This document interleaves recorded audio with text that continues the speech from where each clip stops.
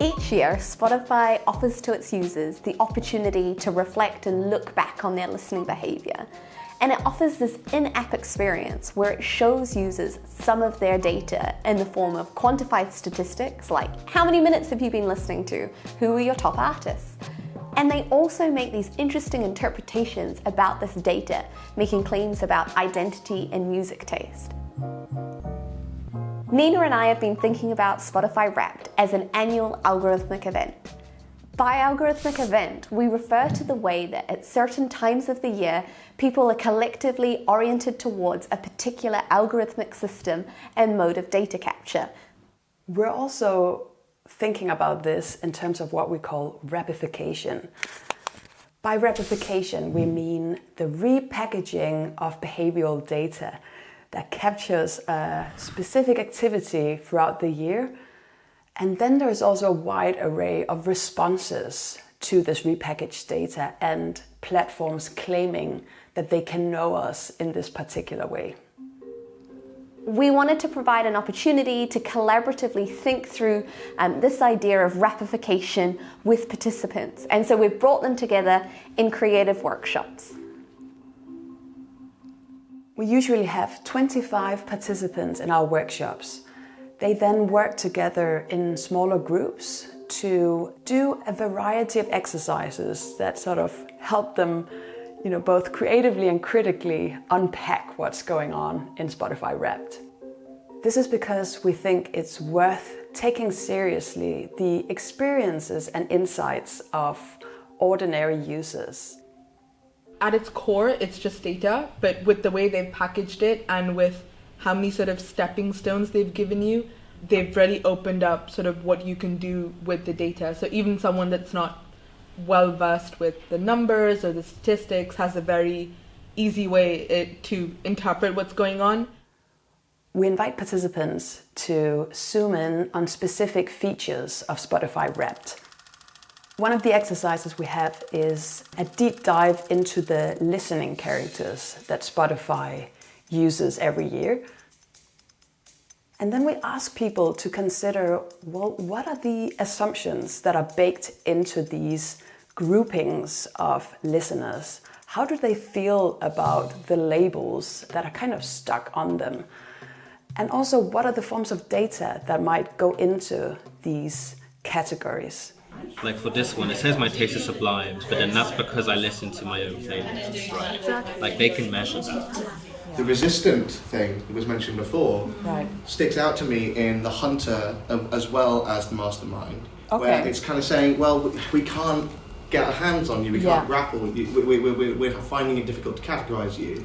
And it's almost chastising you, I think, because they're all complementary, but there's a couple of them are a bit backhanded. Right. I think. Yes. The roboticist as well is basically going, you love everything we serve you. Yeah. We've had some really great discussions in the workshop about the connections that Spotify appears to be making between listening behaviour and identity. One of the things that clearly emerges is how Wrapped is being understood as this annual algorithmic event. There's a real sense of anticipation for it. In the lead-up, they may discuss it with their friends. What will this reveal? The other really interesting thing is that people might begin to adapt their practices in anticipation. They will try and engineer their listening patterns in order to produce the right kind of responses. This for us signals an attempt to gain autonomy over the algorithmic system. The second exercise is a modified version of the walkthrough method. And in this, we invite participants to walk through either their own Spotify Wrapped, Nina's Spotify Wrapped, or the Spotify interface. Through a technical walkthrough, we can make visible some of the ways in which a platform is shaping the experience for users and think critically about some of these affordances. And so on the one level, we encourage our participants to look at the interface in terms of its arrangement, the menu, the buttons, how the user is pushed in certain directions, things about the symbolic representation, the tone, the colors, the language. The other thing that we really encourage our participants to do is to think about social constructs that are also embedded and baked in. we ask them to consider whether gender, sexuality, class, ethnicity, or race are being embedded in a particular way. Are they made visible? What types of data may be collected about the user to make inferences about these social categories? As part of setting up the walkthrough, we use my Netflix account to carry out a very brief walkthrough. And so this is a nice moment of reciprocity, where we're not just asking them to expose themselves potentially and what their Spotify says back to them, they also get to see something from us. And so this is really for us in keeping with a feminist agenda, in which we're not only there to do research, to extract data, because that would echo some of what the platform was doing that we find problematic. Instead, we're about creating an environment where we can have these types of conversations and learn from one another. We also notice that sometimes people like to take a comparative approach, and so then they're looking at 2 different iterations of Wrapped or Spotify, thinking really critically then about personalization and how that is made visible. We just went through each slide and just analyzed what words they were using and what imagery they had, and we found that almost all of the words were very flirty, very casual, informal tone, and they were speaking directly to you as if they were a friend. In terms of visuals, we didn't really understand what was happening in the background, but we thought it's very distinct, so when you put it on Instagram, everyone knows immediately that it's Spotify Wrapped.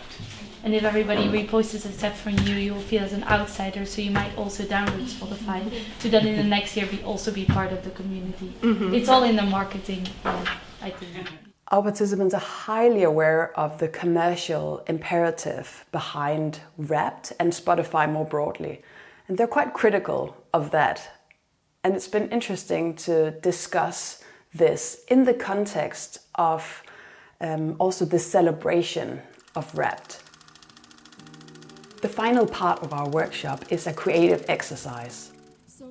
They're then told to produce a creative response to either their own Wrapped or Wrapped as a phenomenon more broadly.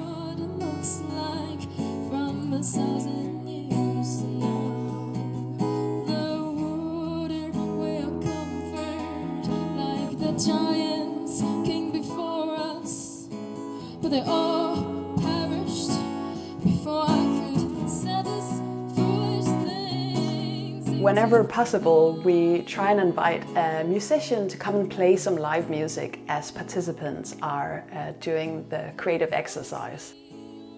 They're only given about half an hour to do this.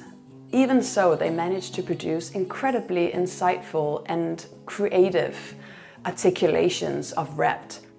That really goes to show that there is huge value in getting people to do something creative in an academic workshop like this.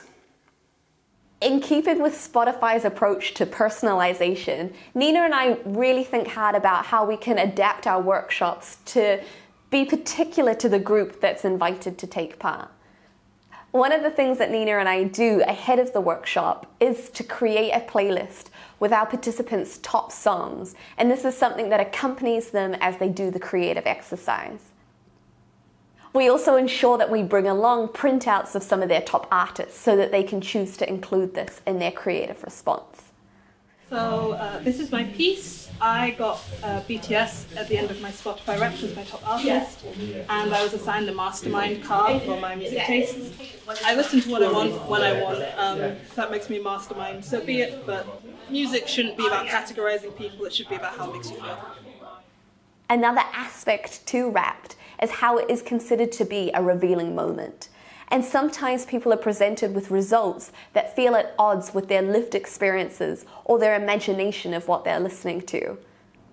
Slowly I'm listening to Harry Styles here, but the artist, or like at least the genre that I think I listen to the most, is more like something calm. So I couldn't find anything that represented too much about that, but I tried to represent it with like a different material and like something more green, something more calm that reminds of like the nature or more like classical music. I put myself in the center and with like question marks to wonder if the Spotify Wrapped is really representing what I actually want to or actually listen to.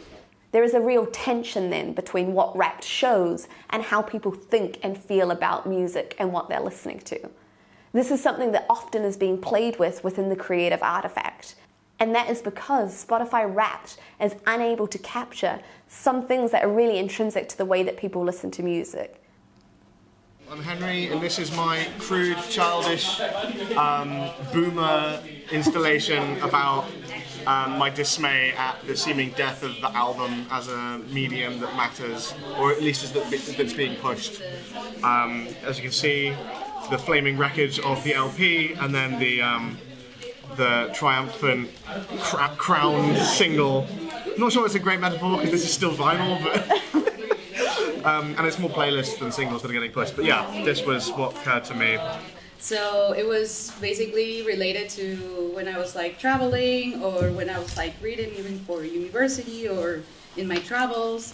I love to write, so also it's very important for me to have music in my creative process. And in here it's like this representation of how music makes me feel.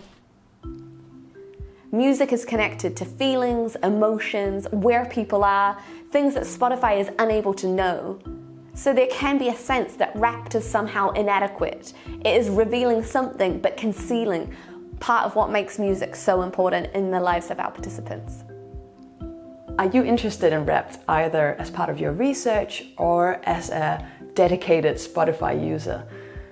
We'd love to hear from you, so please do get in touch if you'd like to discuss this further, or if you have ideas for how we could push our research in other directions.